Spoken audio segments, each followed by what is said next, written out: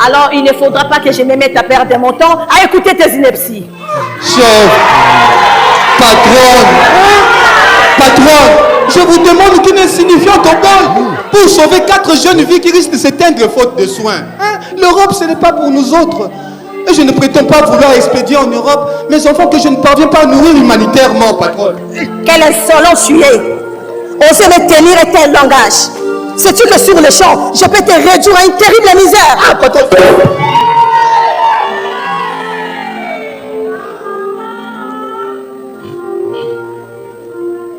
Faire rire n'est pas forcément du théâtre. Tu peux faire rire, mais sans théâtre. Mais au showbiz, il y avait du théâtre, proprement dit. Ce que j'aime chez elle, parce qu'elle sait lier l'utile à l'agréable. Ok. Si c'est le cinéma, c'est le cinéma. Si c'est le théâtre, c'est le théâtre. Si c'est la danse, c'est la danse. Si c'est la musique, c'est la musique. Montero, là, fallait épouper du cap la merveille. À chaque date, c'est Stade de France, na nini, pas bête à la nini. Ça fait combien de temps? Ok. Talibango wapi, s'occuper à 8 ans.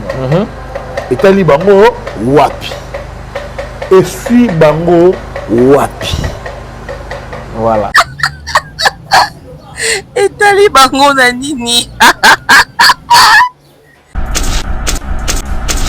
Du théâtre, c'est différent na cinéma, on a un tournage auto salara. Donc les artistes doivent prendre suffisamment leur temps pour mieux préparer. Si, Lunassi, mon mari, réveille-toi s'il te plaît. Je t'en supplie, ne meurs pas.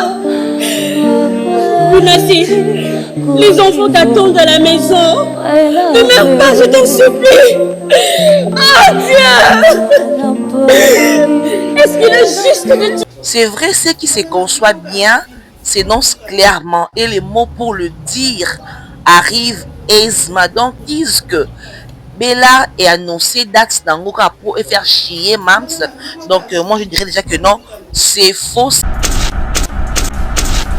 C'est ça un projet. Un projet sans sponsor.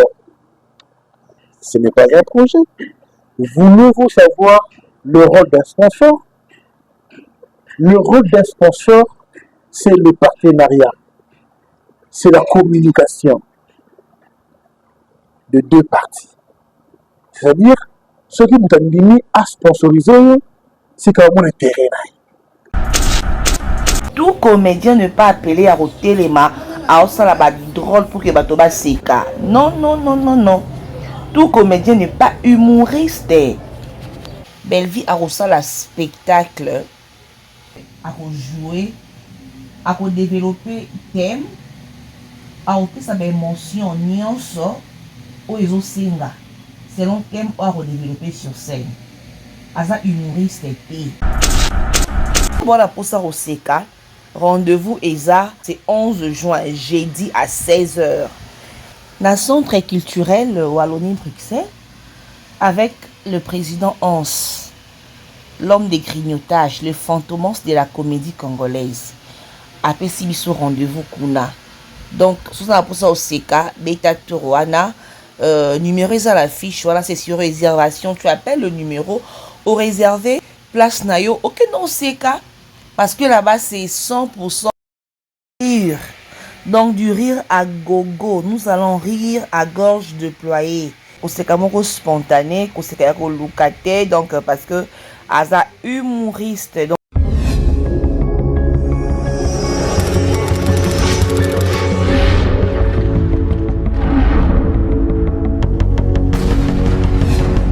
Salutations à toutes et à tous, merci de nous rejoindre sur Gingombe Télévision. Nous sommes heureux de vous retrouver pour une nouvelle vidéo consacrée à l'actualité, à la culture et aux sujets qui font parler le fanatique de nos artistes et comédiens.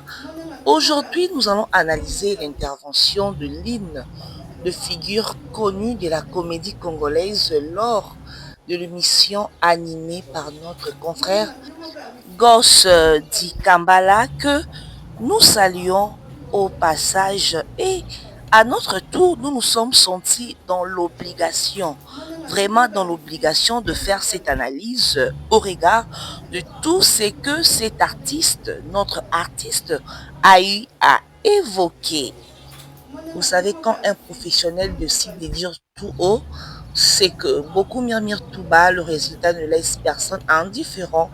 Donc, l'artiste recadre avec fermeté certains dérivés observés dans le milieu artistique, donc entre vérité dérangeante, critique constructive et appel à la responsabilité. Avant d'entrer dans le vif de notre analyse, permettez-moi de saluer le Guilain et les Guilaines de partout, toute la grande communauté famille Bota, toutes ces personnes-là qui aiment de la valeur, qui détestent les anti-valeurs. Nous vous saluons parce que Gingombe Télévision, c'est l'univers de conscientisation. Abonnez-vous sur notre chaîne, faites abonner ceux qui ne sont pas encore abonnés. Marama bien Izali, un clin d'œil spécial à mon grand frère Blaise Bikouma depuis Canada. Bisous à ma grande sœur chérie, maman Ariane Loufout, écran géant double nationalité Motema. Marcelin C. de Luntadi dans la France, maman nationale, maman Nika Loufout, Motema, papa Richard Niembo, la maman de Balouba, maman Suzana Masuka, mémé de tous, maman Patience, Tsanga, Yana Kitsuka, Motema, papa Roger Mansoni, Balobi, pour tous vos séjours, pour tous vos moments de détente, au lit ou de détendre, vous en Kishasa Awa, faites un tour à Kitambo, Flat Hotel Les Irlandais chez Boss, Freddy Ndongala Babi, Kuna tout est ok. Je vous invite à suivre cet extrait et on se retrouve tout juste après. Suivez. Masolo Open Meminga Awawa, Bella Production en collaboration avec Bellevue Condi, c'est pour bientôt là, le 8 mai, il y a année prochaine, Bellevue Condi elle va prester à Paris, la 13e art de Paris. Mais après non, d'abord par rapport il y a un spectacle là, Bella Production Barosala à Paris. D'abord parce que déjà dans l'antécédent, il y a un spectacle qui est à Showbuzz, qui était du pur théâtre, parce que faire rire n'est pas forcément du théâtre. Tu peux faire rire, mais sans théâtre. Mais au Showbuzz, il y avait du théâtre, proprement dit. Ce que j'aime chez elle, parce qu'elle sait lier l'utile à l'agréable. Okay. Si c'est le cinéma, c'est le cinéma. Si c'est le théâtre, c'est le théâtre. Si c'est la danse, c'est la danse. Si c'est la musique, c'est la musique. Et vous savez que le corollaire du théâtre, c'est la danse, c'est la musique qui accompagne le théâtre. Et dans Showbuzz, nous avons vécu tout ça utile, avec un message particulier. Et les gens qui sont sortis du spectacle sont sortis avec une leçon, tu vois. Et l'antécédent là, et le banga karake, Ezat Mabe Koleka. Donc Bellevue, avec ceux qui vont prester avec elle, vont faire tomber cette salle. Il y a des gens qui vont pleurer dans cette salle. Il y a des gens qui vont rire. Il y a des autres, ceux qui vont se fâcher. Parce qu'elle va tout faire pour donner toutes les émotions possibles de la vie quotidienne sur une scène devant un public. Ça, je suis sûr et certain. Et aussi, entendre que c'est Bellard Production qui se produit à Paris, j'ai confiance. L'ultime confiance. Et c'est prévisible. Même ma producteur m'a dit que cette dame va cartonner. On ne fera pas allusion. Il y a ce qui s'est passé dans Showbuzz, mais on va s'attendre à une autre pierre. Bellevue, c'est belle. Et quand c'est belle, c'est la beauté. Quand c'est la beauté, c'est de l'ordre. Quand c'est de l'ordre, c'est la réussite. Voilà. Ça, t'es né. Très bien. Voilà. Batumususu, bazomona date, excusez-moi, aché, et ça l'année prochaine. Pour la Batumususu Balobi à publier en avant trop. Vraiment, hein. Ce qui m'étonne, ce qui me dépasse, ce qui dépasse mon entendement. Naïbate, ezalaka kindoki, ou soit kaka eza manque ya intelligence, ngai lekila ngai. Tolali tolamuki, makelele ya tia date. Comme si, baïbaki que, donc il traitait, tout ce monde-là traitait Bellevue d'incapable. Il y a tia date. On dirait, Babo Sanaki, qui est Bellevue Kandi. Or, Bellevue Kandi, Azabik rouge. Bango Babo Sanaki yango. Donc, les Abakouk, ils ont même oublié que Bellevue Kandi, à ça, spectacle déjà na showbuzz, spectacle est réussi, spectacle ça qui na fond, il y a malamu, na forme et bien, donc ils ont complètement oublié. Bayina makelele ya tia date. Or, makelele na bango et kokuta déjà dossier ya ba spectacle na extérieur ya mboka sur la table.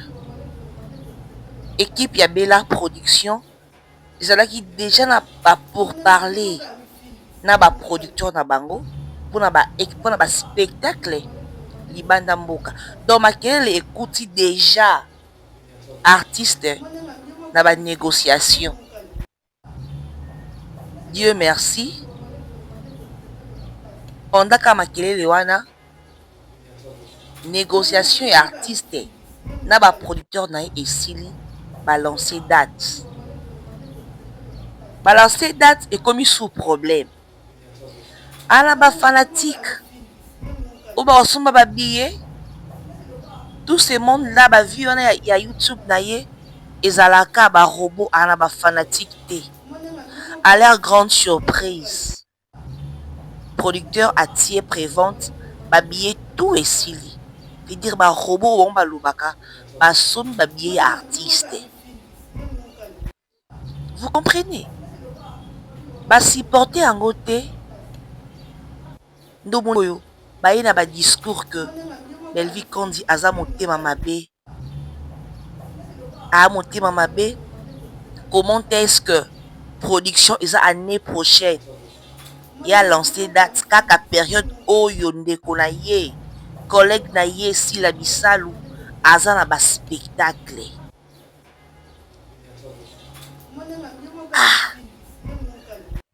Ngai likila ngai. Donc on dirait ba tout le monde balobaka ba ye barango te. Dans la vie il faut être intelligent. Suivons d'abord la réaction, la réponse de papa Josué Gingombe. C'est ceux qui ne comprennent pas les choses. Si Showbuzz avait fait plus de 5 mois de préparation, je ne sais pas, Bongosco Paris, parce que il y a des gens qui vont se déplacer d'ici pour Paris, il y a des répétitions, il faut ça là-bas à théâtre, il y a des formalités, il y a toute une organisation. Il fait ça, les mapos, et le connaissent à la réussite. Ça doit prendre le temps. Le théâtre est très difficile. Il faut distribuer les textes. Il faut faire le travail des tables. Il faut qu'il y ait répétition. Et après la répétition, il faut qu'il y ait une répétition générale. Que les gens s'approprient du texte. Que le texte devienne... donc, le personnage de l'acteur est comme un vécu naïe normal. il faut avoir des contacts avec les ambassades, le contact. Voilà tout ça. Ça doit prendre le temps. Et aussi, Etali Bango Wapi, ce qui paie à 8 ans.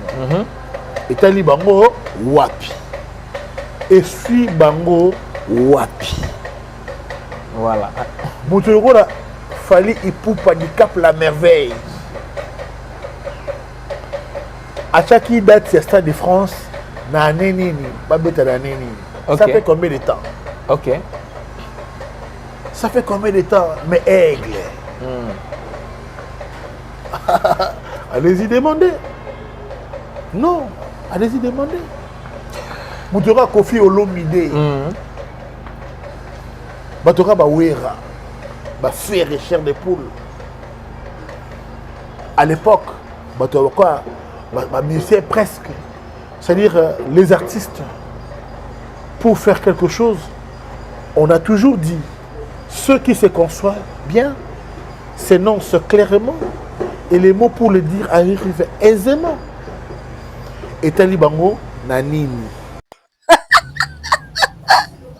Et Talibango Nanini. En tout cas, là, c'était la réponse de notre artiste Josué Kingombe. Contrairement à Mamousou Bamachou la toile, Nangam Yabande Konabiso le Zabakouk, parce que ils ont bangonde balobi bongo. Donc, c'est pas que Maman Belvi Bellard ait annoncé leur production pour intercaler ton robé bisa spectacle la maman Sila, non. Ils ont qui date au essengé là qui. O esengela qui va annoncer spectacle na bango parce que livrer un spectacle du théâtre eza lisekité eza tete tozardo sangani ba briefer biso tourner non du théâtre eza différent na cinéma on a ba tournage auto salara donc les artistes doivent prendre suffisamment leur temps pour mieux préparer. C'est vrai, ce qui se conçoit bien s'énonce clairement et les mots pour le dire arrivent aisément. Donc, les artistes vont tâtonner sur scène.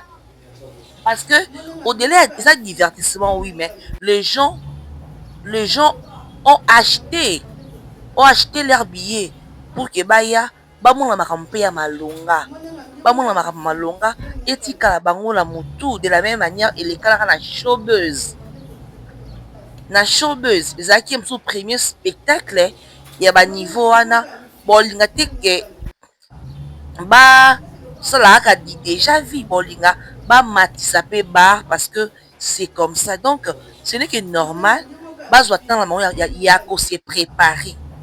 Il y a qu'on s'est préparé. Donc les gens qui disent que Bellard est annoncé Dax Dangoka pour faire chier Mams. Donc moi je dirais déjà que non, c'est faux, c'est faux. Suivez aussi Papa Masumu, au Azapé, comédien, artiste comédien, mounene, à ça la rapé théâtre, n'engagé à lobby. Il a témoigné par rapport, il y a préparation, il y a spectacle, il y a théâtre. Suivez. On a répété pendant 2 mois, tous les jours, et particulièrement vendredi, samedi, dimanche. Donc, c'est là qui est fort, ma casse.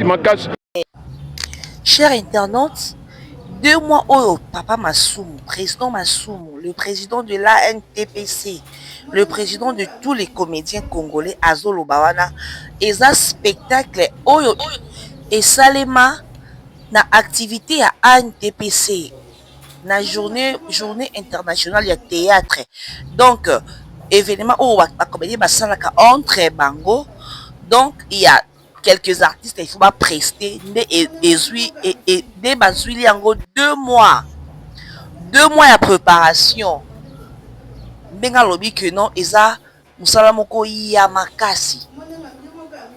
Oh, eza que non, bateki batikete, il y aura pas de invités, il y aura que ils allaient kaka ma comédien entre eux les comédiens bon c'est là donc spectacle na bango il faut pas ça la basket il faut pas ça là pendant événement wana je suis bango 2 mois en combien plus forte raison spectacle au bateau bon fouteli au ba fan ba fouteli ba $120 bafuteli ba $60, bafuteli ba mbongo oyo baoya kotala. En combien plus forte raison spectacle oyo bato baolongwa Afrique baokende Europe. À part préparation artistique, nde bano répété basala ba scénario, bakangisa ngo ba texte, démarche ya voyage. Démarche ya voyage, ba visa, tout ça. N'est-ce pas que ça prend du temps? N'est-ce pas? Est-ce que Bella n'a pas raison à quoi annoncer spectacle là déjà? Il fallait ça la mander nini? Abanda ba préparation à bandi, après nde annoncer date. Basali ba démarche, mambo nyonso après annoncer. Et le retozo bosana. Toute production artiste a répondre à la exigence ya producteur. Vous comprenez?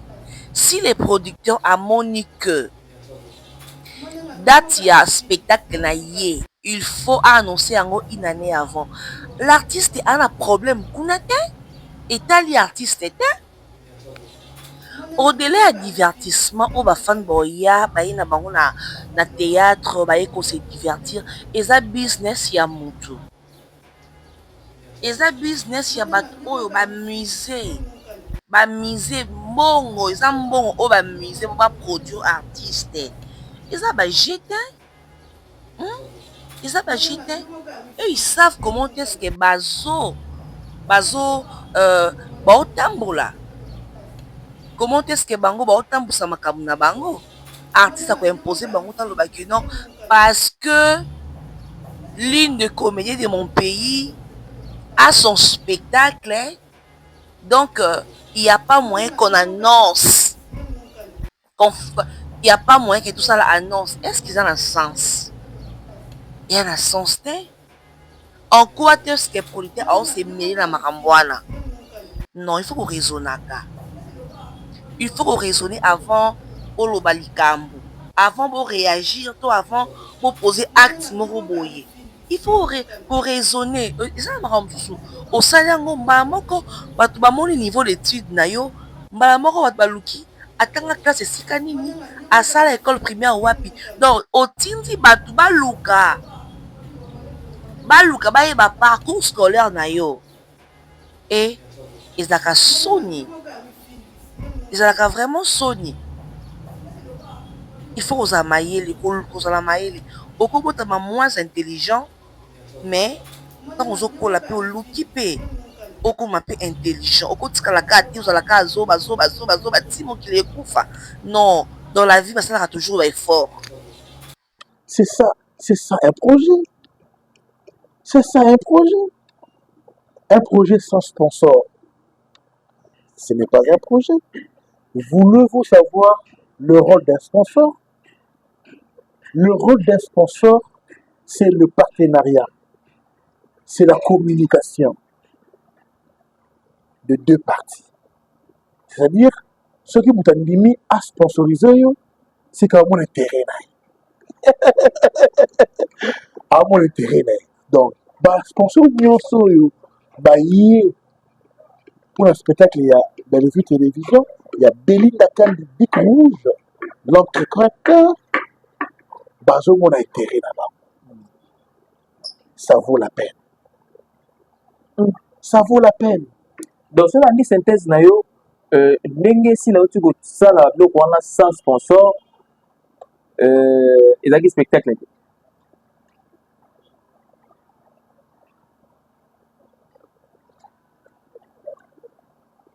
Bon. Voilà. Là, tout mon artiste, Papa Guy, n'a pas voulu répondre parce qu'il y a parmi ma comédien Oyo, il a vraiment souhaité qu'on émettre ma vie dans ma Italie, maman si là, par rapport, il y a comportement, il y a fanatique visible surtout, et puis invisible, il y a maman aussi là, parce qu'il y a vraiment incompréhension, il y a ma casse. Comment qu'on réformuler ma phrase, il y a tout, il y a un moni que le moni, à ça, parmi ma comédien, il va répondre vraiment, il va répondre à T. Tout ce qui est de maman aussi là. J'ai suivi Papa Guy Josué, président Josué Guy Ngombe avec beaucoup d'attention au sujet à ma sponsor. Par contre, sur la toile, dans les réseaux sociaux, on a les artistes qui accompagnent Mams, Bazolo Bakeno, Soldat sans sponsor, Soldat sans sponsor. On a évité ce bon Bazo raisonner nini. Tant Bazolo Babongo parce que tout artiste, tant que attirer projet na yazara pose ça toujours annoncer accompagner yango. Donc au monde à président Gay Chirocambol a lancé spectacle déjà dans la petite date, mais il a fait appel aux annonceurs, il fait appel aux sponsors. Bah il y a pour accompagner événement. C'est comme ça. C'est comme ça. Et là on sous sur ça mabe toko misango malamu te. Malamu toko misango mabe te. La maturité, ça demande aussi de se taire devant certaines situations. Vous comprenez? Mams a un producteur, mais a un sponsor. Son producteur a fait tout parce que ça bongo, a un sponsor. Mais quand un artiste a un sponsor, il faut accompagner l'événement, c'est l'artiste qui gagne. C'est l'artiste qui gagne. Vous comprenez? Donc c'est mieux.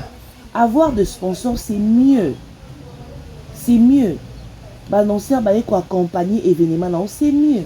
Donc, et cause a été que non, les gens, parce qu'il y a des polémiques entre maman Slay et maman Belleville. Allez, bon, les gens vont minimiser les sponsors, non. Non. Artistes et nions, on a pour ça, ma partenaire. Même pour reproduire ma film. Tout le monde artiste, il a toujours. Tu as un producteur, tu as un sponsor, tout ça, ma propre frère Nabiso Moko. Non, non. Non, non. Donc, artiste et nions, on a pour ça, événement, comme nae, va accompagner en go. Donc, on a tout. Ils ont même des demandes, c'est-à-dire des demandes au cours de sa entreprise pour que va accompagner. Comme on a un spectacle, il y a maman Belleville avec un sponsor et belé, ils ont comme il y a 5 ans. Ils ont comme il y a 5 ans. Il a fallu que nous observer caca. Parce que maman si là a sali l'événement sans sponsor. Soldats, oui, là c'est autre chose. Mais côté gagnant, quand il y a des sponsors, c'est mieux. C'est vraiment mieux. À part, il y a un sponsor pas Belleville. Tout à conséquence. Le partenariat, ça vaut la peine. Ils ont trouvé intérêt, il y a qu'à sponsoriser Belleville pour ma marque Nabango et Monana. Ok. Ils ont accepté de sponsoriser Belleville Télévision pour que Belleville Télévision marque Naepé et Yébana. Cette association est amis bilatérale. Okay. Gagnant-gagnant. Gagnant-gagnant. Win-win. C'est ça. C'est ça. C'est digne d'un projet. Digne d'un projet. Qui est celui qui peut rédiger un projet sans vouloir des sponsors? Nous sommes au Salaka. Il y a un délai Sarabis. Ok. Tout le monde a un souci. Nous sommes les Saoté et Atinate. Oh. Moussara Oyosade à Moufo et les Sayo. C'est pour cela qu'il va avoir un maillot professionnel. Ok. Celui qui est professionnel, celui qui gagne sa vie de la science, de la connaissance, de l'application, de l'exécution de la connaissance qu'il a acquiert. Une seule science. Je donne un exemple. Pour le théâtre qui est une science, Mouto Tangina, humanité, à un des mois, il y a une université. La différence, c'est ça. Il y a une université, mais humanité. Bon, c'est l'un des mondes. Ok. Tu comprends? Donc, c'est ça. Alors, mon toi, tu as une université à dit que quand je vais élaborer mon projet, je dois viser la source de revenus. Mon écoute à Wapi. Mon moyen écoute à Wapi. Moyen humain, moyen matériel, moyen financier écoute à Wapi. Qui sont ceux qui peuvent venir pour que je réussisse? Parce qu'un produit ne peut pas se produire. Un produit, on le produit. On me donne expliquer biso parce que yo na zo compé né mora ba acteur comédien aussi na ndenga babete aux acteurs comédiens au parler qui n'a pas d'école au sein de baïna tout ça mais rien qui on me donne expliquer biso na différence il y a humoriste l'acteur comédien parce que le voilà avec qui ko pèse exemple par rapport il y a le moi en tout cas si c'est qui ba polémique belé et pas tout monsieur sous ba fini ba tout ça dengue jaloux alors moi je voulais que l'humour fait partie de la comédie.